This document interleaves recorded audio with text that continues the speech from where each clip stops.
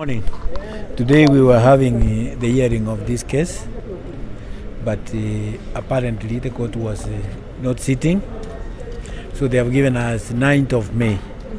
But you can see on our part, the part of the complainant, Mr. Ringtone, we were ready to proceed.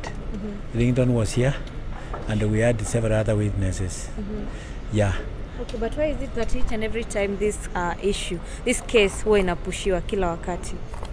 No, but I think here genuinely the court was engaged in other official duties.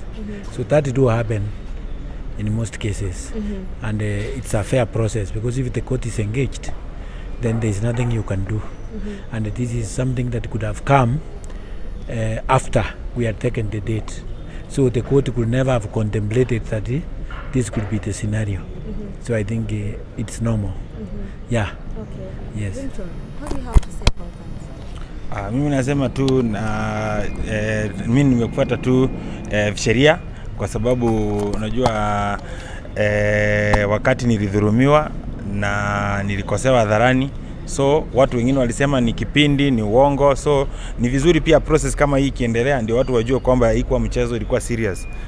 Nilidhulumiwa nikakuwa mgonjwa, hata niko na issues za kichwa mpaka wa leo, naendelea kuendelea through matibabu. So mimi najua, naamini judicial ya Kenya itaweza kudeliver judgment ya ukweli. So ni hivyo. Mimi sina ubaya na mtu, nishasamea kwa moyo wangu. So lakini lazima tufuate sheria pia. Yes. Are you willing to settle the matter out of court? I think at the moment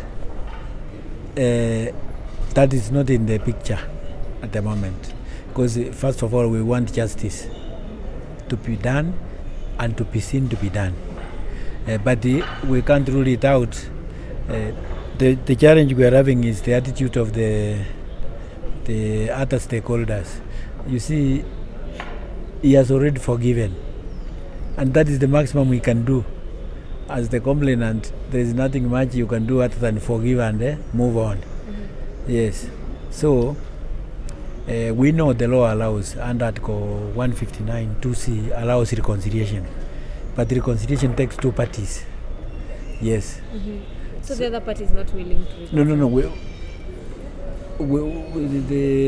The case must proceed on merits first. Yeah.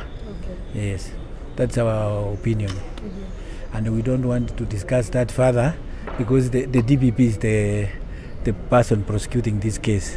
So that is under his mandate. The matter was before Yeah? Court 8, yeah. In Kibera. Yes. Mimi naweza sema, unajua Biblia inasema gonga itafunguliwa, itisha utapewa. So sitaki kusema zaidi ya hiyo, nimesema tu Biblia inasema itisha utapewa, gonga utafunguliwa. Kenya hiyo inamaanisha wengine wasome Biblia kuanzia Genesis mpaka Revelation, si generation wewe, Genesis mpaka Revelation. Mimi nishasamea kwa moyo wangu, lakini Biblia inasema omba utapewa na gonga utafunguliwa. Yes.